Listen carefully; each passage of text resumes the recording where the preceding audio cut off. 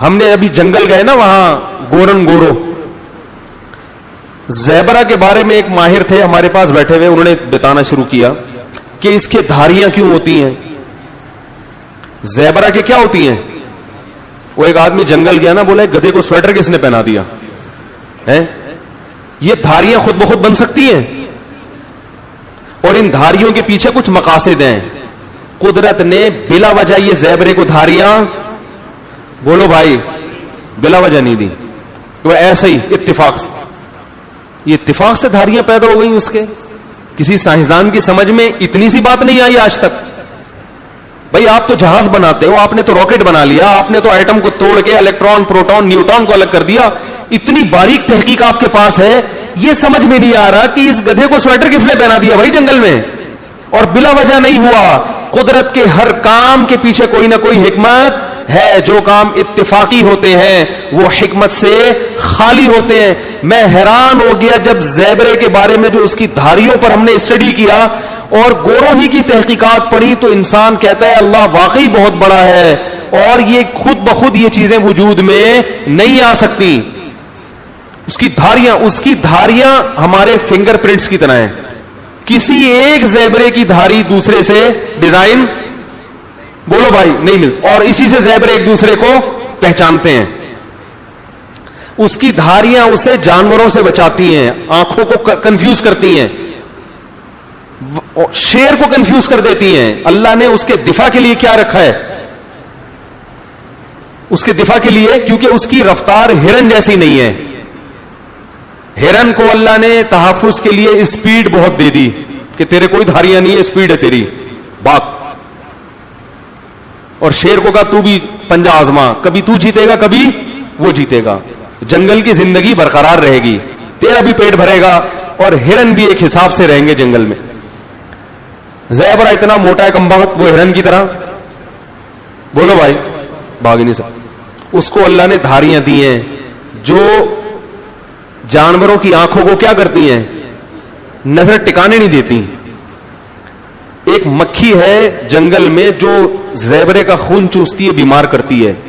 وہ مکھی کنفیوز ہو جاتی ہے زیبرے کی دھاریوں کی وجہ سے, وہ حملہ نہیں کر پاتی اس پہ. کیسا ڈیفنس کا اللہ نے, زیبرے کو خود بھی پتا نہیں ہے کہ میرے پیدا کرنے والے نے ڈیفنس کا کیسا. ڈارون نے پتہ کیا چھوڑی تھی لمبی, ڈارون سے جب یہ پوچھا گیا کہ یہ جو ہے دھاریاں, یہ کالی پیلی, یہ کیسے بن گئی اتنی خوبصورت, اور یہ چیتے کے ایسے خوبصورت, اس نے کہا کہ ممکن ہے یہ کسی زمانے میں ایسے جگہ بیٹھتے ہوں جہاں دھوپ بھی پڑتی ہو اور چھاؤں بھی. لوگوں کے ذہن میں ایک سائنسدان کا ایک وہ بیٹھا ہوا ہے کہ جو کچھ کہہ دے وہ پتھر پہ لکیر ہے. کیا سائنسی تھیوری بدلتی نہیں ہے؟ کیا ایسا نہیں ہوا کہ کتنی تھیوریز ایسی ہیں سائنسدانوں کی جس کو وہ چینج کر چکے ہیں؟ اور دوسری بات یہ کہ ایک تھیوری ہوتی ہے, ایک ریسرچ ہوتی ہے. ڈارون کے جو نظریہ ہے وہ تھیوری ہے, وہ تحقیق نہیں ہے, لیکن اس کو تحقیق بنا کے بیٹھے ہوئے ہیں صرف اس لیے کہ اپنے پیدا کرنے والے کو نہیں ماننا, کیونکہ مانو گے تو پھر جھکنا پڑے گا اس کے سامنے, پھر یہ پوچھنا پڑے گا اس نے کیوں پیدا کیا, پھر یہ ماننا پڑے گا اس کے پیغمبر بھی ہے نہیں ہے, اس کے کیا حکام ہے. تو بڑا اچھا حل اس کا یہ ہے کہ اللہ کو جڑ سے نکال دو, یہ خود بخود. اب زیبرے کا دیکھو, اس کو دھاریاں اللہ نے دی, اسپیڈ کم دی ہے, اسپیڈ تھوڑی کم دی, لیکن ڈیفنس کے لیے. کچھوے کو تو اسپیڈ دی نہیں ہے, کچھوا جو ہے اس بیچارے کی تو رفتار ہے ہی نہیں, تو اس کے تو جنگل کے جانوروں نے بیچارے کی واٹ لگا دینی تھی. اس کے پیچھے تو شیر آتا تو وہ کہاں تک چل سکتا تھا کچھوا. بہت مشکل ہے سمجھانا بھائی, چل سکتا ہے وہ, اس کے تو پہیا لگا کے دھکا دینا پڑتا. کیا خیال ہے, یہ پیچھے کوئی سلنڈر لگانا پڑتا راکٹ کی طرح جو گیس خارج کرتا اور کچھوا آگے سے. لیکن اللہ نے دنیا کا سست ترین جانور کچھوا کو بنایا. سب سے لمبی زندگی کس کو دی ہے؟ کچھوے کو. ہم دیکھ کر آئے 200 سال پرانے کچھوے, میں تو کہا ان سے دم کرواؤ بھائی, بزرگ ہیں یہ, حقیقت ہے. اور انہوں نے بتایا 300 سال پرانا بھی ہے.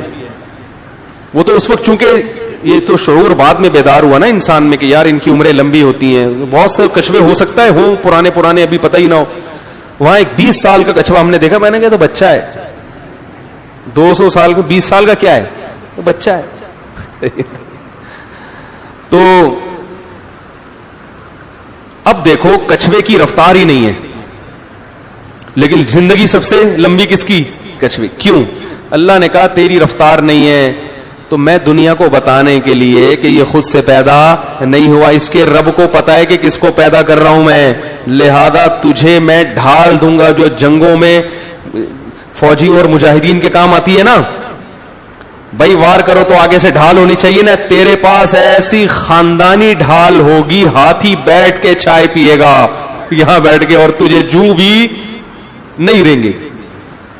کچھوا کیا کرتا ہے, جب کوئی جانور آتا ہے شکار کرنے, کچھوا سے بھاگا نہیں جاتا, تھوڑا سا بیچارہ چلتا ہے, جب کچھوے کو اندازہ ہو جاتا ہے کہ میں نہیں جا سکتا تو کچھوا خول کے اندر جا کے گرا لیتا اور مذاق اڑاتا ہے, بولتا ہے اب کر لے جو کرنا ہے تو نے.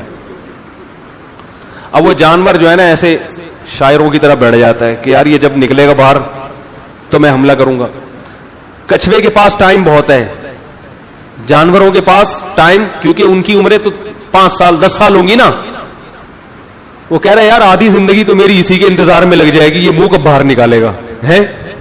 اور کچھوے کو پتا ہے میرے پاس ٹائم کم, ابے بھائی اس کو تو پتا ہے میں 250-300 سال آرام سے رہ لوں گا, تو اگر 15-20 سال بھی میں اس میں رہ گیا کوئی پرابلم, کیا خیال ہے, ٹائم کم نہیں ہے کچھوے کے پاس.